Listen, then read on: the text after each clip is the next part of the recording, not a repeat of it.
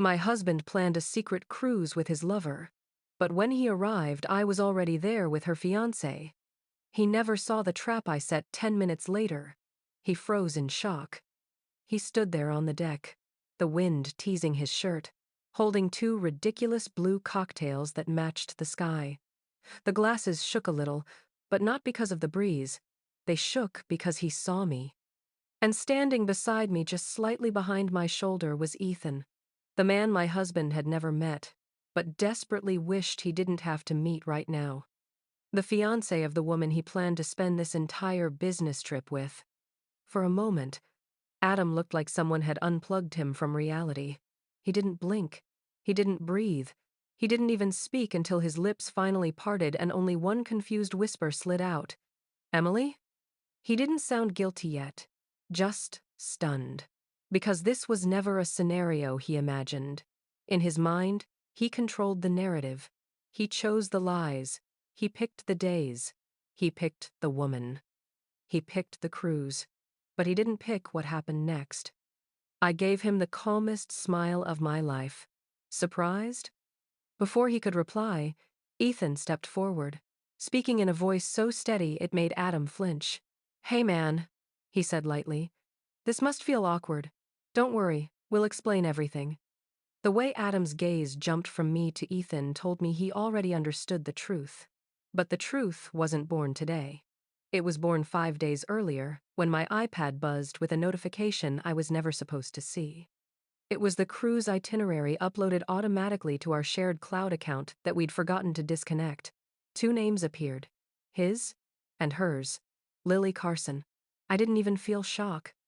It was more like the world muted itself so I could observe everything clearly. Champagne packages, couples, massages, romantic balcony suites.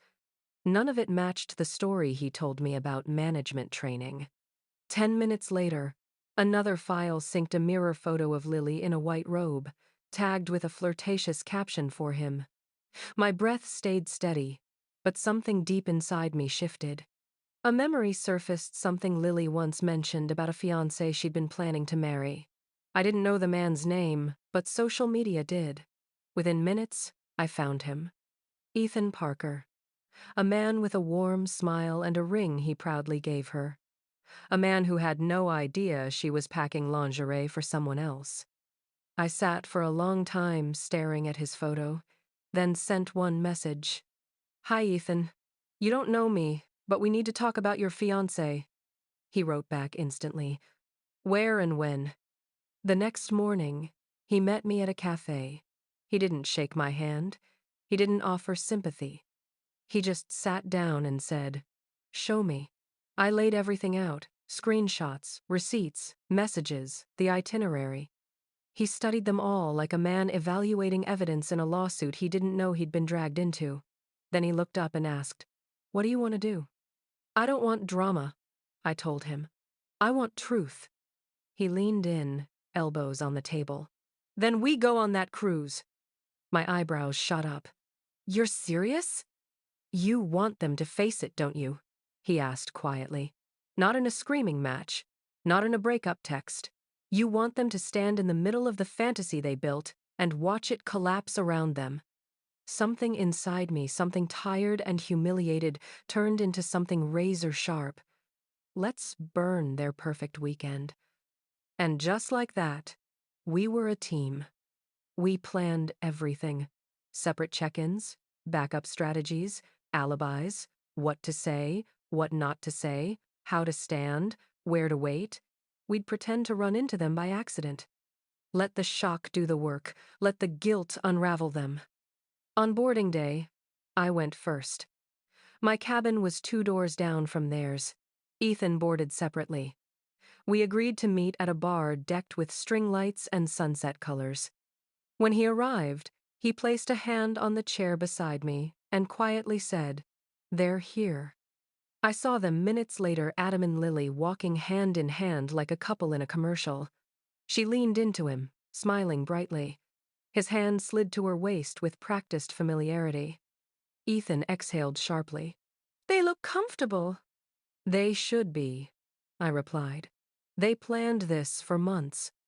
We planned to confront them the next day, until life beat us to it. Lily's head turned as she reached for a drink menu. She spotted Ethan first. Her eyes widened. Her smile died instantly. Her hand slipped, and her purse fell to the ground with a dull thud. Ethan just raised a casual eyebrow, like he was greeting an old friend. She whispered, "Ethan?" Like she couldn't believe what her brain was showing her. Adam followed her gaze and saw me, standing next to a man he didn't recognize, a man who clearly knew Lily far too well. That was the first wave of shock, and I watched it roll across his face like cold water. "Emily?" he choked. What are you doing here?" Before I could respond, Ethan folded his arms. "Why don't you tell her, Adam? Or do you want Lily to go first?" Lily stared at Ethan as if he'd crawled out of a nightmare. "This isn't Ethan, you don't understand." "Oh, I understand perfectly," he said. "I understand that my fiancé booked a romantic cruise with your husband. I also understand you lied about visiting your sister. I also understand that you picked the same itinerary Adam sent to his cloud." Adam finally found his voice, low and defensive. "Emily, it's not what you think." "It never is," I murmured. He reached toward me, then froze halfway, as if touching me might detonate something. And that's when I leaned slightly closer. Not loud, not angry, just devastatingly calm. "You planned a secret cruise with your lover," I said, my eyes locked on his. "But when you arrived, I was already here with her fiancé." That sentence hit him harder than anything else. And that would have been enough. But fate gifted me one more moment. Because exactly 10 minutes after Lily saw Ethan, and 10 minutes after Adam finally saw me, something shifted behind their expressions' realization. Full, terrifying realization. That all their secrets were no longer secrets. That paradise was now a trap with 2 chairs waiting for them. Adam's face collapsed in slow motion. And the total freeze arrived exactly as predicted. Shock is a strange thing. It doesn't shout. It silences. I stepped back. "We'll talk later," I told him softly. "Enjoy the sunset." His fingers tightened around the glasses until they nearly cracked. Ethan touched my shoulder gently. "Come on. Let them drown in it." We walked away, leaving them standing there, stunned, exposed under the last rays of the sun. They were still frozen when the ship horn blew. Still frozen when passengers walked around them. Still frozen when reality finally sank in. And this was only the beginning. Because they had absolutely no idea what the next 4 days would bring, or how meticulously Ethan and I had planned what was coming. Their lies had set the stage. But we were about to write the ending. A new one. One they'd never forget. I barely slept that night. Not because of heartbreak those wounds had already cauterized, but because of the quiet voices bleeding through the cabin walls. Adam and Lily weren't whispering sweet nothings. They were arguing. Hard, muffled accusations, sharp breaths. The rhythm of panic in 2 people who thought they could control a story that was no longer theirs. At breakfast, Ethan and I didn't need to speak a plan out loud. We'd already agreed on one truth. Their guilt would do half the work for us if we simply stayed present, not threatening, not yelling. Just present, like shadows they couldn't shake. We found them seated in a quiet corner of the dining room, hunched over plates they weren't eating. Lily's eyes darted around like a trapped animal, searching for exits that didn't exist. Adam stared into his coffee as if answers might rise from the steam. Ethan motioned subtly toward the center of the room. "Let's sit here," he said, loud enough for them to hear. We sat where we were impossible to ignore but too far to accuse of intentionally confronting them. Lily noticed first. She stiffened so sharply her fork clattered against her plate. Adam followed her gaze and froze again, like déjà vu had reached out and slapped him. Ethan waved politely. I just smiled. We didn't approach them. Not yet. That was the beauty of it. People destroy themselves far faster when they fear what's coming rather than face it. By noon, they tried to escape to a snorkeling excursion. We let them go. We showed up 20 minutes later. And when the boat crew asked if anyone wanted to switch seats to even the weight distribution, Ethan cheerfully offered to sit behind Lily. I sat directly across from Adam. Every time the guide described the beautiful coral reefs ideal for couples, Adam flinched like someone was squeezing a bruise. On the island beach afterward, they spread their towels far from everyone. Or tried to. The beach was small. Our chairs ended up 5 feet away. Unavoidable. Innocent. Torture. After an hour of watching them whisper and unravel, Adam finally snapped. He stood, marched over, and hissed. "Emily, we need to talk. Alone." "I don't do things in secret," I said, refusing to stand. "Seems you two are better at that." Lily crossed her arms. "Can you please stop?" Ethan laughed softly. "Stop what, Lily? Being in the same public spaces you booked with our partners?" The couple beside us paused their conversation, listening. 2 teens nearby looked over. People noticed. People always notice when guilt is visible. Adam lowered his voice even further. "This isn't fair!" "Fair would have been not cheating," I answered calmly. "Everything after that is just consequences." His mouth opened, closed. There were no right words left for him to speak. The next evening was the cruise's formal dinner. We dressed for the occasion. I wore a navy dress with a slit up the leg, not revealing, but powerful. Ethan wore a fitted suit that made him look like he belonged on the cover of a finance magazine. We didn't plan to confront anyone during dinner. But fate rarely follows plans anyway. We walked in and immediately spotted them at a table for 2 near the window. Everything about their posture screamed tension. Adam's shoulders were stiff.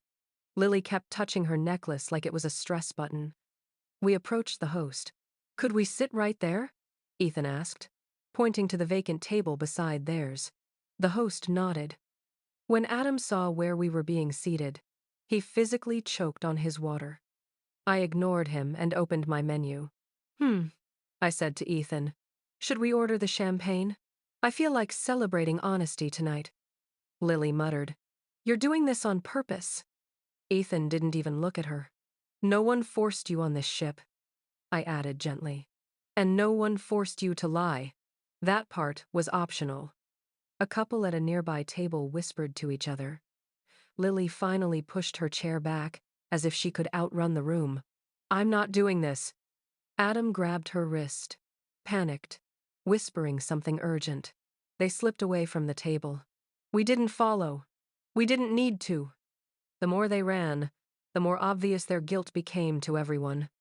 That night, after dinner, the cruise hosted a welcome ball on the main deck. Music, dancing, couples laughing under strings of lights. Adam and Lily kept their distance, but not far enough. Every time our eyes met across the crowd, I saw it, the fear spreading through them like ink in water. They weren't afraid of confrontation.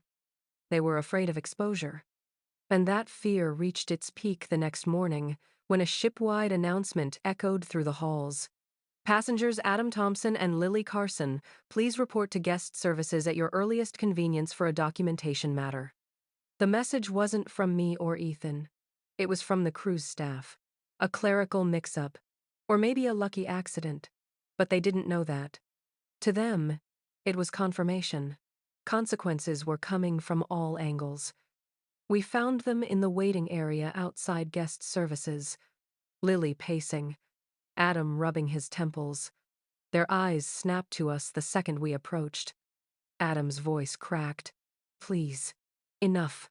We get it. You've made your point." "No," I said quietly. "You made the point. We're just letting it land." Lily stepped forward, her voice shaking. "What do you want from us?" "To stop pretending you're victims," Ethan answered. "You cheated, you lied, and now you don't like the taste of your own choices."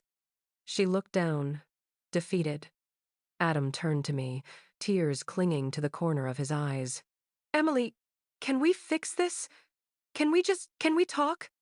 I took a breath. A deep, certain one. There's nothing left to fix. There's only what comes next. He swallowed hard. And what is that? That we're done. My voice didn't waver. I'm done with the lies.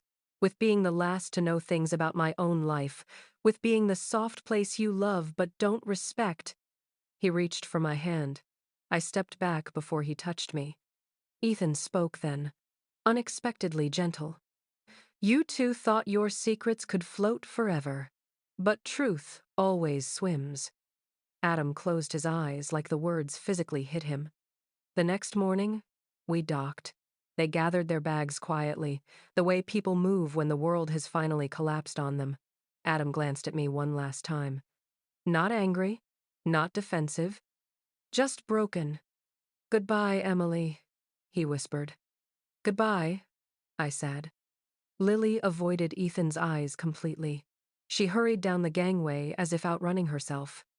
When they were gone, Ethan turned to me. You okay? It took me a moment to realize the honesty in my answer.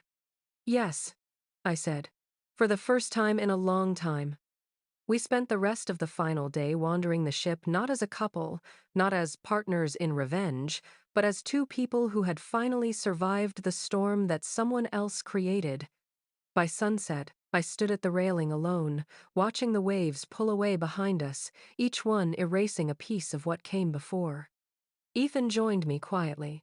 You know, he said, this whole thing, it wasn't the ending I expected. Me either. But maybe we needed it. I nodded. Sometimes you don't get closure, I said softly. Sometimes you become your own closure. He smiled a little. So, friends? Friends, I agreed. We watched the horizon for a long time without speaking. The ocean didn't care about broken hearts. It didn't care about lies or regrets or the cruelty of timing. It just moved forward. And for the first time in years, I felt ready to move with it. The truth had surfaced. The past had sunk. And what was left quiet, steady, and real was me. And that was enough.